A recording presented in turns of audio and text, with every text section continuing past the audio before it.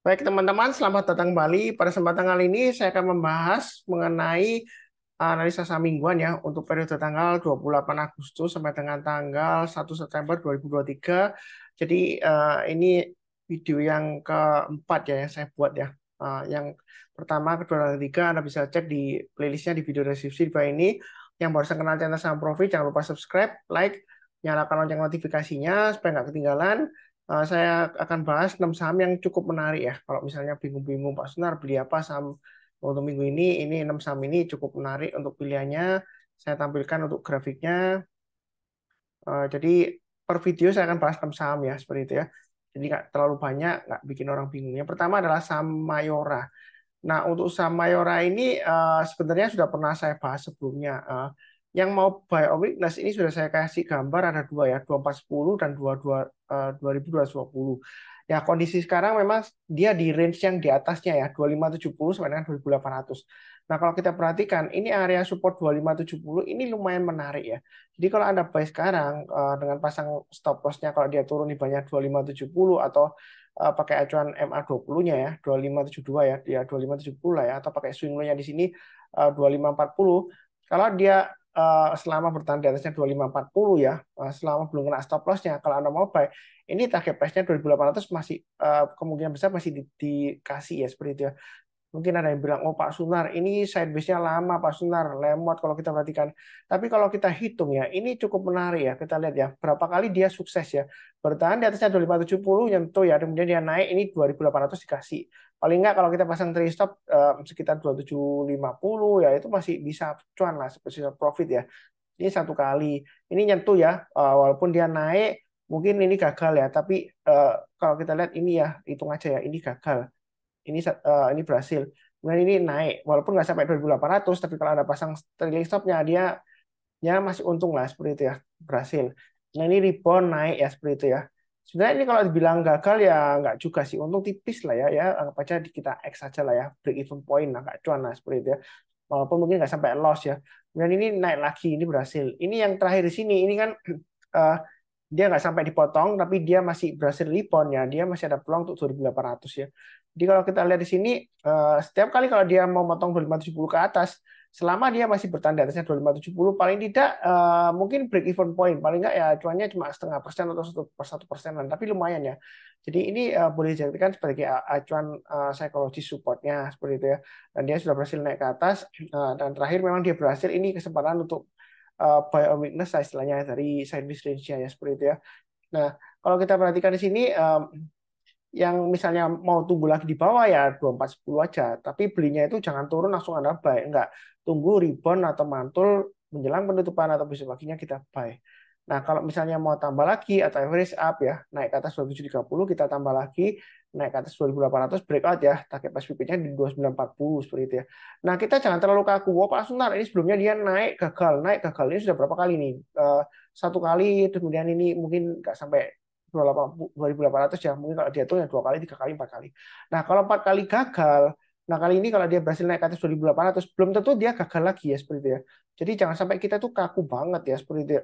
Sebelumnya gagal, wah take profit aja. Ya, yang penting kita pasang trade stopnya. Kalau belum kena trade stopnya ya jangan jual dulu ya seperti itu ya. Kecuali kalau memang benar-benar mau pindah yang lainnya. Apakah ketinggian Pak Sunar?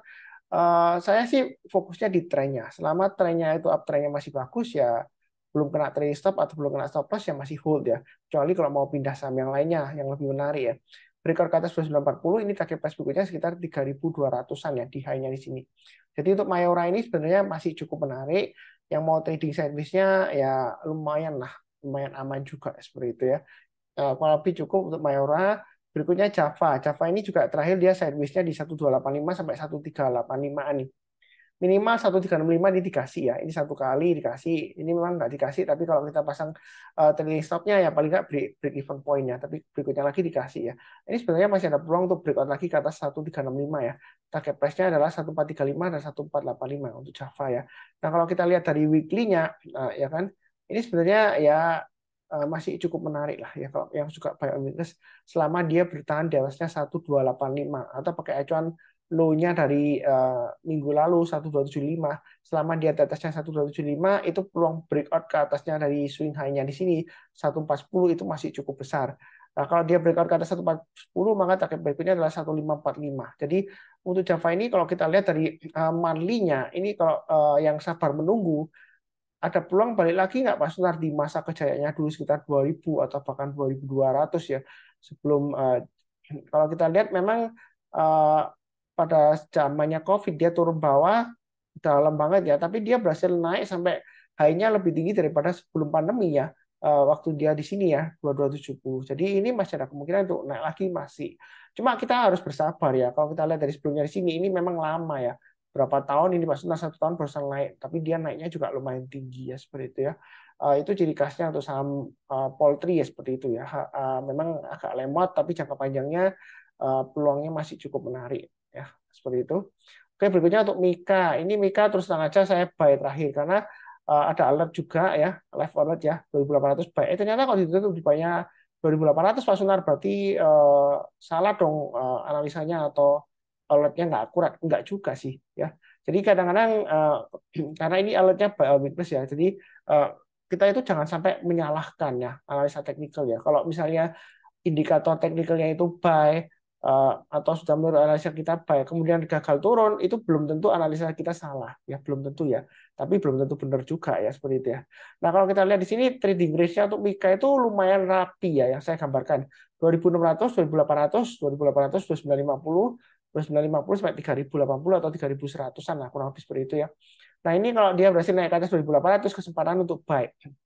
Ya, kalau sekarang kan dia ditutup di bawahnya, jadi tunggu aja naik lagi ke atas 2800 atau high-nya 2830 ya, high-nya hari Jumat. Jadi naik ke atas 2830 kita buy, target price berikutnya 2950 dan 3080.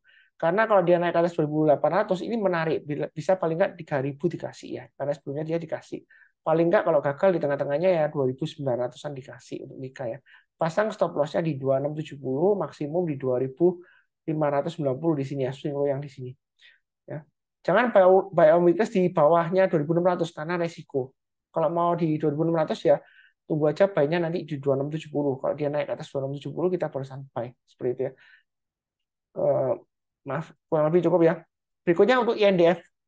Nah, dia memang lesu banget tapi di sini ada area support psikologisnya yang dia testing ya 6900 dia berhasil naik. Nah, ini dia cukup menarik kalau yang mau buy on weakness tapi banyak bertahap aja karena kalau kita lihat di sini ini arah MA-nya masih mengarah ke bawah ya masih testing 6.900 ini kan dekat banget ya jadi banyak bertahap naik ke atasnya 7150 kita tambah lagi atau average up target price dekatnya 7.300 dan 7.400 itu untuk Indofood ya. Kalau misalnya nggak mau buy sekarang nanggung Pak Sunar ya buy weakness kalau yang di bawah tunggu di area 6.300 atau 6.500 ya yang mau investor mungkin agak murah ya di 6.300. Tapi kalau di bawah 6.300 saya nggak nyarankan untuk beli, makin resiko. Ya, jadi kadang-kadang beli saham murah boleh aja, tapi jangan terlalu bawah sekali. Kalau terlalu bawah sekali, nanti kita patut mempertanyakan kenapa kok investor pada nggak mau beli ya, pada jual semua, ya kan? Padahal itu saham bagus ya, seperti itu ya. Ya, mungkin ada sesuatu yang salah atau memang ada saham lain atau sektor lain yang lebih menarik atau mungkin memang marketnya lesu ya. Nah, seperti itu ya. Kalau lebih cukup, berikutnya ICBP. Ini anak perusahaan dari INDF ya. Jadi kalau Anda sudah punya INDF, ICBP sebaiknya nggak perlu beli lagi karena masih satu grup perusahaan ya. Kalau kita lihat ICBP ini yang mau buy weakness di 1125 cukup menarik ya. Range-nya dia 1125 sampai 1600-an atau 11.600 ya atau sampai 11.625 ya dari saya. Kalau dia berhasil naik ke 11.625 yang mau tambah lagi atau average up silakan. Dia akan menguji target price berikutnya di 12.000 dan 12.500 ya seperti itu ya. Jadi mau buy sekarang boleh atau sekalian tunggu buy weakness di 11.125 yang mau agak bawah ya tunggu di 9.900 atau 10.625. Tapi menurut saya tunggu di 10.625 aja. Kalau 9.900 ya nanti malah lesu ya makin ke bawah karena sebelumnya kalau dia turun di bawah 9.900 ya makin ke bawah ya. Jadi area yang saya kotak ini untuk buy on weakness ya seperti itu ya. Buy on weakness itu nggak mesti selalu di bawah banget nggak. Kadang-kadang kalau kita lihat pullback dekat dengan support terdekatnya kemudian dia berhasil naik lagi higher high ya, kita buy ya seperti itu. Buy-nya bertahap aja. Kurang lebih cukup yang untuk ICBP. Oke, berikutnya untuk Cleo.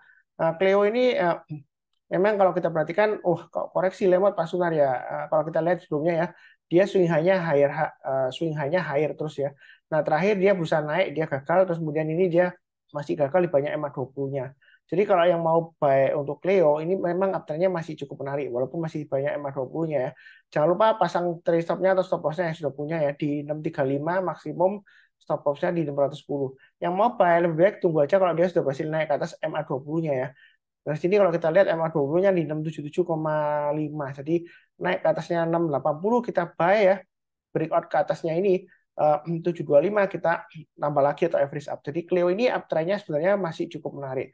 Walaupun kalau kita lihat wah candle-nya weekly-nya kan merah Pak Sunar. Ya, selama dia kalau kita perhatikan di sini ya, dia bertahan di atas 650 sebenarnya masih ada harapan untuk naik lagi lebih tinggi lagi ya. Tapi saran saya lebih baik tunggu aja ya. Naik ke atas MA 20-nya barusan kita buy. Yang sudah punya jangan lupa pasang trade stop-nya atau stop loss-nya. Ya kurang lebih sih seperti itu ya. Kalau saya lihat memang untuk net buy asing untuk Clio ini masih cukup menarik ya. Tapi kita di sini nggak fokus ke net buy atau net sell asingnya, tetap fokus ke pergerakan harga sahamnya. Ya, dari saya hitung ini ada 6 saham, sudah 6 saham ya. Jangan lupa untuk lihat video yang lainnya, playlistnya ada di video deskripsi di bawah ini. Yang barusan kenal channel Saham Profit, yang paling penting adalah subscribe, nyalakan lonceng notifikasinya supaya nggak ketinggalan ya. Kalau video-video berikutnya yang lebih menarik ya seperti itu ya. Mudah-mudahan kita bisa jalan bersama. Seperti biasanya di akhir video saya doakan selalu semuanya selalu sehat, damai dan sejahtera selalu. Amin. Terima kasih banyak. Sekian, tetap semangat.